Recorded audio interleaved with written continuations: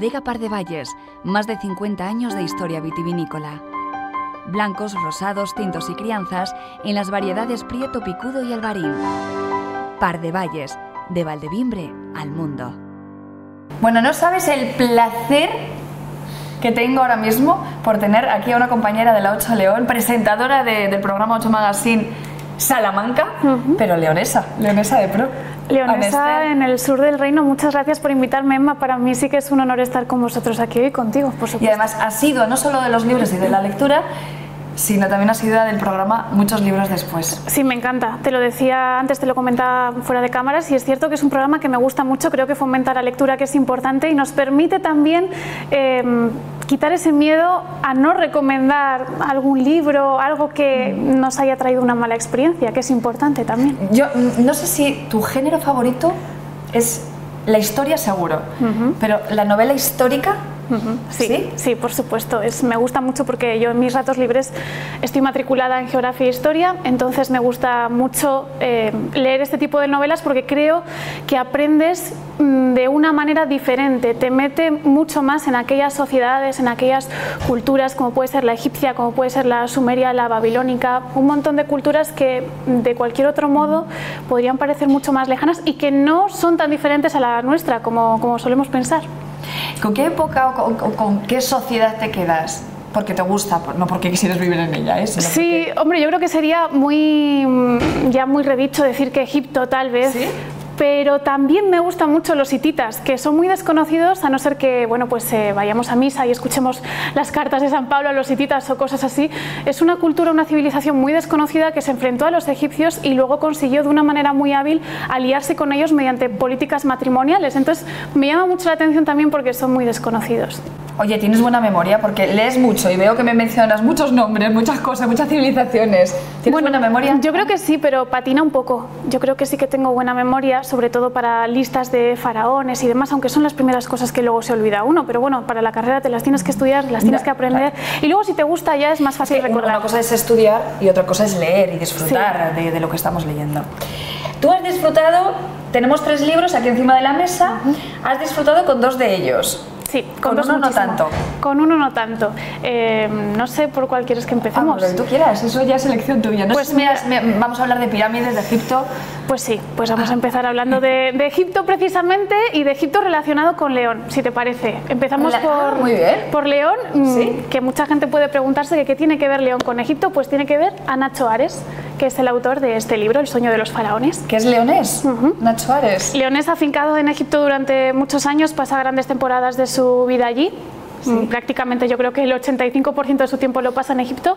Él es egiptólogo y él ha escrito varias novelas sobre pues todo lo que allí se desenvuelve. Esta en concreto trata sobre la corrupción que existió sobre todo durante el siglo XIX y el siglo XX. Estamos hablando del sueño de los faraones, es el libro que has elegido. El sueño de los faraones. Y como te decía, trata sobre la corrupción que existía durante esos siglos, el XIX y el XX, en todo aquel territorio egipcio, antes de que se estandarizara, por decirlo de algún modo, el trasiego de antigüedades desde Egipto hacia Europa. Durante toda esa época los británicos, los franceses sobre todo y británicos, también los alemanes y en una pequeña parte los españoles, se dedicaron a ir a aquella zona, a Egipto, y a traer reliquias, momias, y bueno, pues había muchísima corrupción, los funcionarios las regalaban.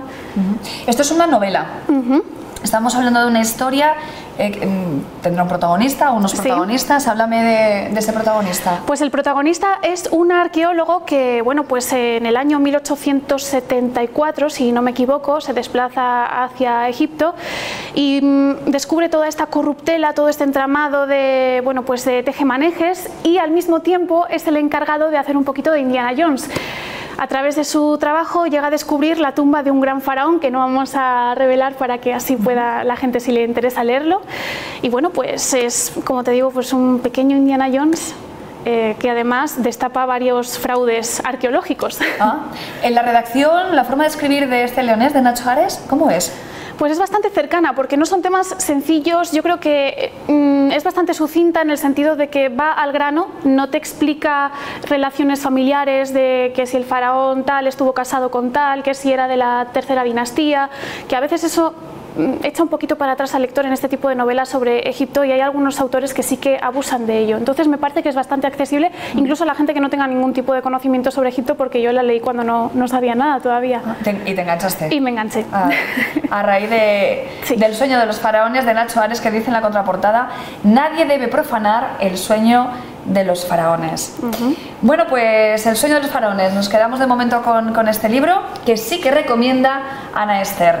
Sí. ¿Seguimos con Egipto? Seguimos con Egipto, porque vale. Bueno, hoy ha sido un continuum.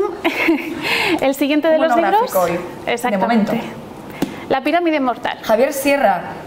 Que además, ¿quién no conoce a Javier Sierra? Y más aquí en León, con esas jornadas de ocultura y bueno, lo ligado que está esta ciudad siempre con el Grial y con tantos temas.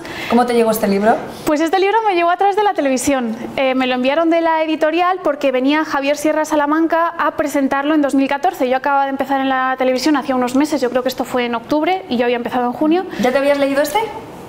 No, ese no me lo había leído. Me leí primero este, es verdad, este me lo leí primero. Y entonces pues estuvimos ahí charlando con él, nos contó que él había pasado una noche en la Gran Pirámide de Egipto, al igual que Napoleón, que es el protagonista de este libro. Y bueno, pues el libro relata toda esa peripecia de Napoleón y todo lo que experimentó allí dentro. O sea que está Napoleón en sus páginas. Al principio puede parecer que es una historia bastante imaginaria, pero realmente no es imaginaria. Es un episodio muy desconocido de la historia de Napoleón. Yo no sabía hasta que leí este libro que había pasado una noche en la pirámide de Egipto, y tampoco sabía las implicaciones que esto tuvo, porque según salió de allí y se fue de nuevo a Francia, regresó prácticamente sin decirle nada a nadie, volvió muy cambiado. Y las cosas que aprendió en Egipto, o sea, sí, las cosas que aprendió en Egipto las trasladó a Francia, incluso a la bandera francesa. Diferentes elementos, las diosas egipcias, todo se lo llevó, y digamos que creó una pequeña religión allí en Egipto.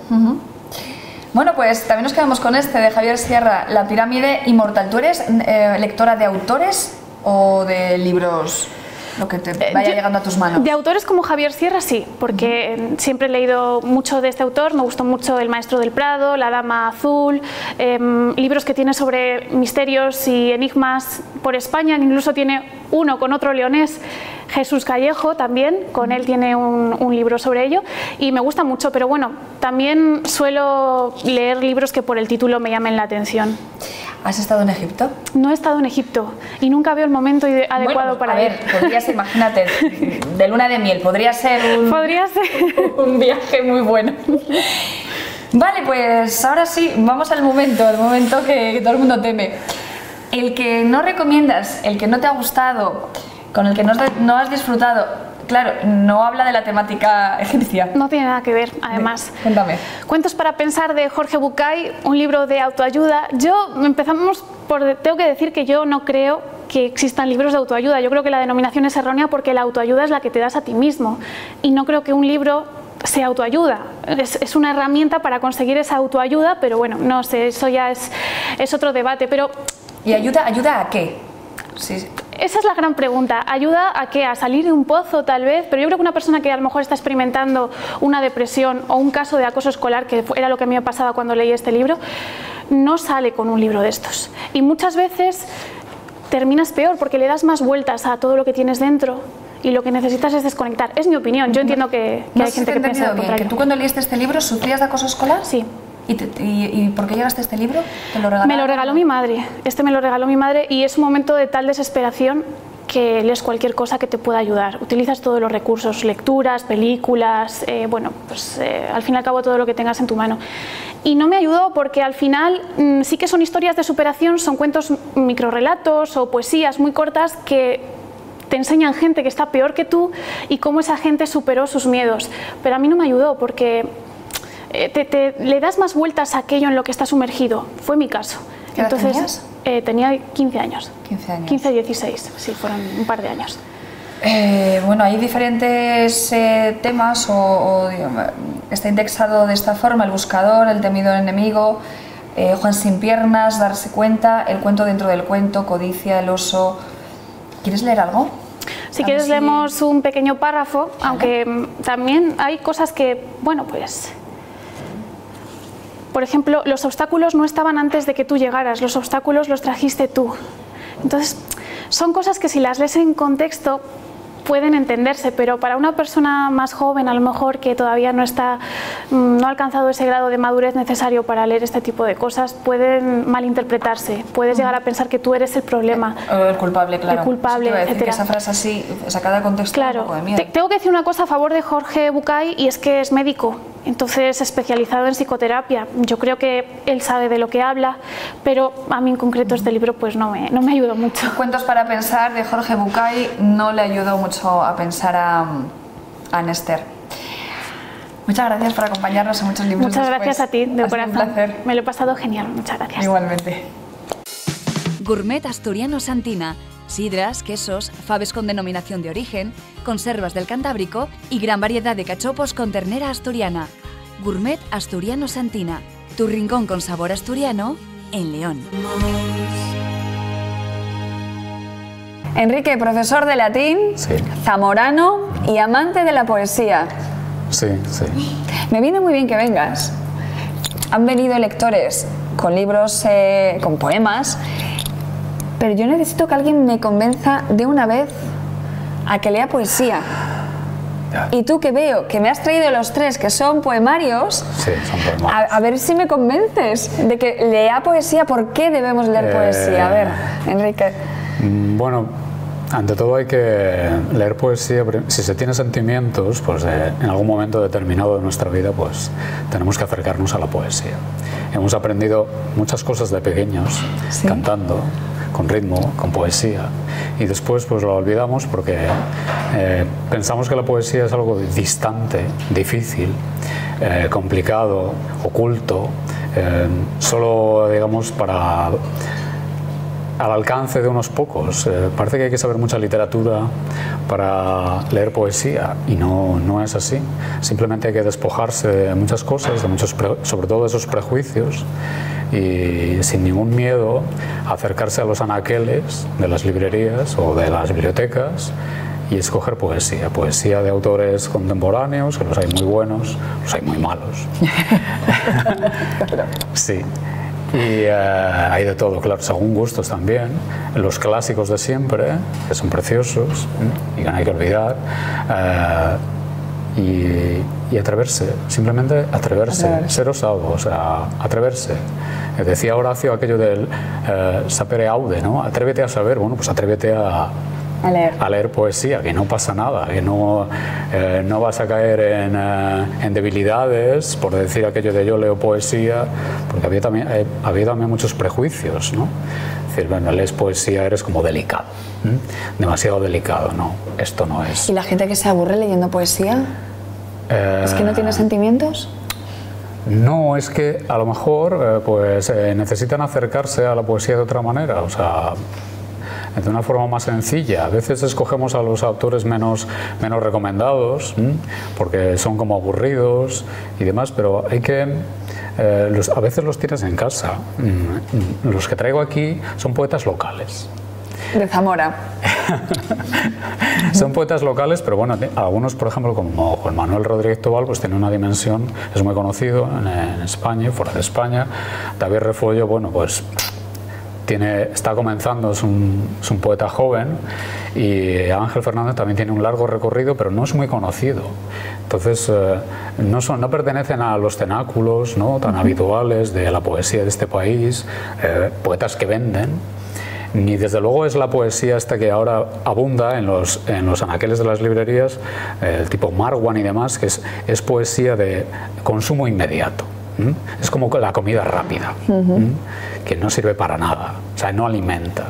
No es una poesía auténtica, pero esta ahí es la que más vende, pero no la que más vende es la mejor. Es la mejor. Bueno, pues has traído tres. Uno de ellos es un libro que no recomiendas. ¿Por cuál empezamos? Pues es meterse en un lío. Aquí somos especialistas en eso, ¿eh? Sí. Primero ante todo que es un librito muy pequeño. ¿Sí? Memoria del ave encanecida, de Ángel Fernández Benítez, que es un poeta de Zamora. Y es un libro, pues, es pequeñito, pero es muy íntimo y es muy especial porque recuerda de alguna manera a el ave encanecida es el ruiseñor. Es una mezcla como de muchos géneros. Primero es como un cuaderno de campo, porque los cuadernos de los naturalistas son así de pequeños, toman notas, pero es un libro de poemas. Y es un solo poema, pero compuesto en 53 grupos de 4 cuartetas, asonantadas. Es una cosa preciosísima. Sí. Y llena de ritmo, llena de sentimiento, y llena... Y lleno de escritos y garabatos. Sí, sí, bueno, yo es que tengo una manía que gusta mucho a pocos, que es la de estar reescribiendo sobre lo escrito, simplemente por aclararme, porque me surgen ideas y demás, ¿sí? Y logro pues buscar un poco el universo, descodificar o decodificar, como se diga. Intentas hacer los poemas tuyos, digamos, ¿no? Sí, porque es lo que hay que hacer. O sea, interpretar. Entonces, ¿qué uno siente? ¿Qué siente el poeta? O qué es lo que yo creo que siente el poeta. Entonces, esto es una especie de diálogo entre el poeta y un ruiseñor que canta de noche. E intenta, de alguna manera, el poeta primero imitar el canto del pájaro. Porque el verso, la forma del verso, es como tan breve, tan concisa y tan musical. Intenta imitar el canto del pájaro. Y a la vez es, digamos, no una imitación, sino lo que quiere decir el pájaro. Y el poeta incluso a veces quiere expresar que una especie de como de transustanciación. Él quiere convertirse en el pájaro. Es lo que intentan a veces los poetas, identificarse o confundirse con la naturaleza. Y Ángel Fernández Benítez lo consigue. Y es una exaltación, del canto en general. ¿De dónde surge el canto? ¿De dónde surge la inspiración? ¿Qué impulsa el canto del ruiseñor? ¿Qué impulsa el canto del poeta? Y viene, voy a leer la primera cuarteta, que es como muy sapiencial. El libro es muy sapiencial. Sí, empieza así, dice: quien al oscuro canta, la noche lo desvela. Orea los sentidos, quien tiende el pico asombra. Son palabras muy sencillas, pero muy contundentes. Al oscuro canta. Pedro Salinas, en el libro aquel de La voz a ti de vida, que también es un canto al amor, decía que el amor viene del oscuro. El oscuro viene. ¿De dónde viene? Y quería siempre preguntándose ¿de dónde viene esto? Y esa intensidad, esa búsqueda constante es la que realiza aquí el poeta.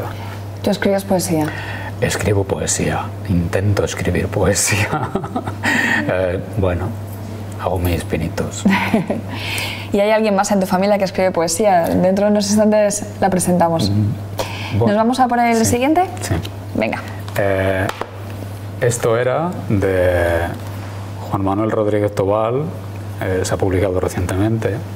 Juan Manuel Rodríguez Tobal pues, es profesor, igual que Ángel.